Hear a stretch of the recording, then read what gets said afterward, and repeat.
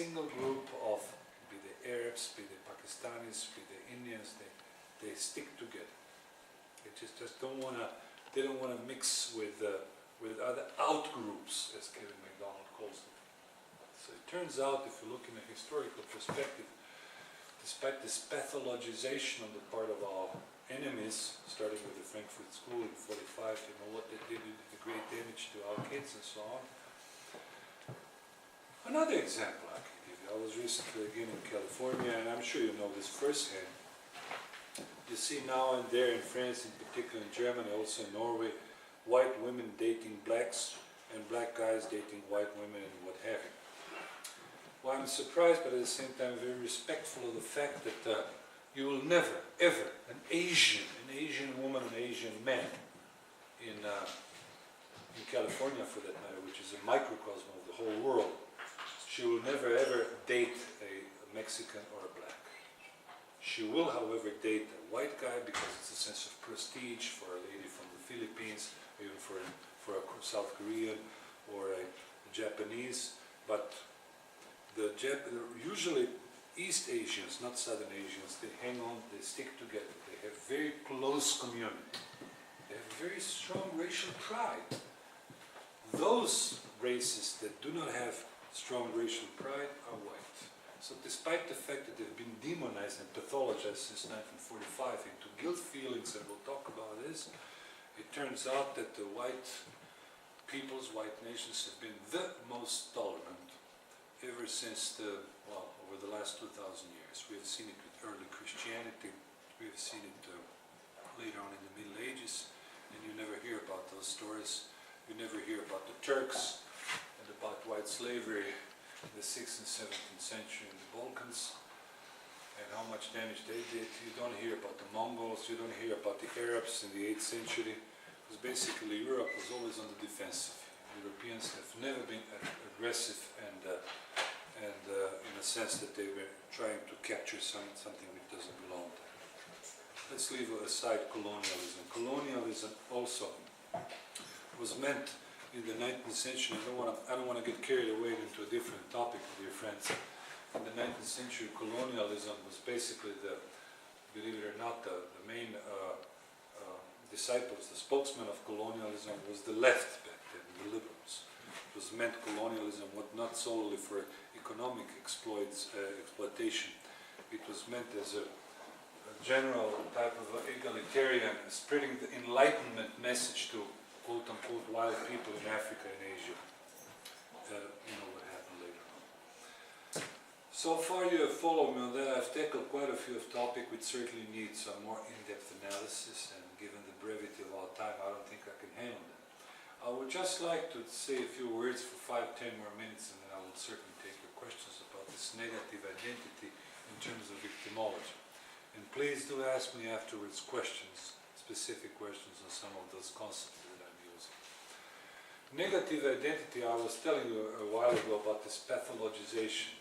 The white people, when they say I'm proud of being a white, I'm running this white club, then you will immediately be shut up with the word he's a white supremacist, he's a racist, and what have you. But keep in mind there is also this negative identity, which is, I call it the mandatory negative identity because it's imposed upon us, and namely this is the victimology and the victimhood. They're not adequate words for it in the Norwegian. You use probably victimhood. You know what that means. It has a slightly pejorative expression, not pejorative, but it's a good word. It doesn't exist in French, victimology. Yes, it doesn't exist in German. They say Opferlehre, which is not the same thing. Well, we have to make our procedures of atonement. We have to apologize constantly. Your politicians, you see them on TV, they constantly apologize for crimes committed by white people during the colonial times. They constantly have to apologize for reconquisting. They constantly have to apologize for what was done to the Jews and so have you.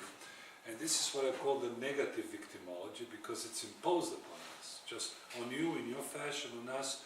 I'm also being victimized and pathologized. All Croats are Ustashis. They were the worst allies of Hitler. You would read it every day. In the Haaretz in Jerusalem Holocaust, these articles how Croats were mega monsters and Nazis, fascists, always. Why I'm telling you this, and I will not dwell on this concept of Holocaust, but nonetheless, Holocaust nowadays has turned into a sort of a mega religion. It's a secular religion. You know what secular means. So you have to abide by it. We shall not now go into the details. I'm not interested in it. Now keep in mind one interesting thing. I don't know if you have thought about this.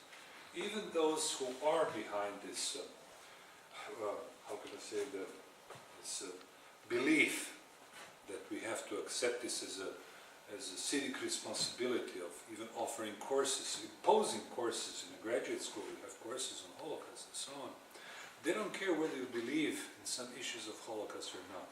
So Holocaust nowadays has become a symbol, of course, of negative identity, a symbol not of persuasion, but of rather dissuasion. Do you understand what I mean by that? Persuasion and dissuasion.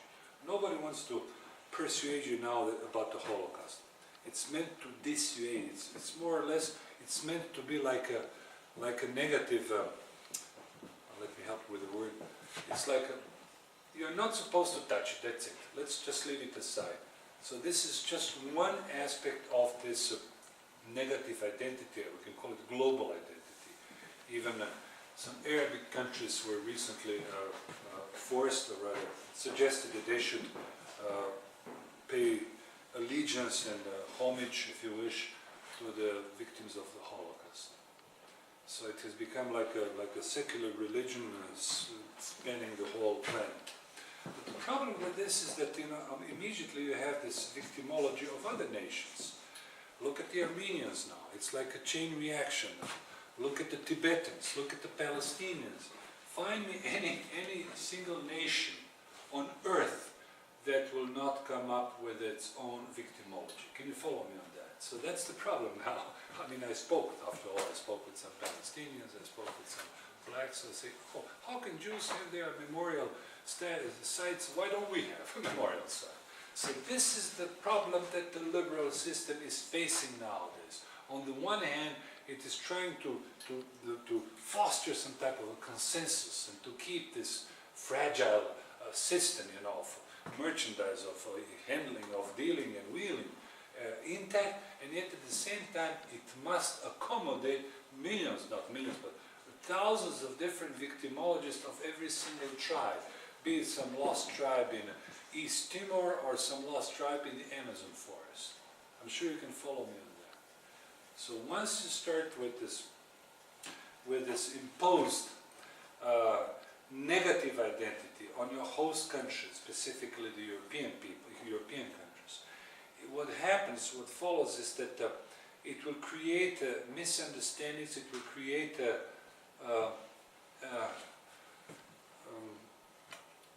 desperation among other groups. If the Armenians can have right to have their victimhood, why not allow tomorrow the Baluchis from Afghanistan to have their narrative about their suffering, their memory of why not allow their kids to be represented adequately in some school of their, or as a professor, as a teacher, as a local councilman in their host country, be it in France, Germany, England, or the United States.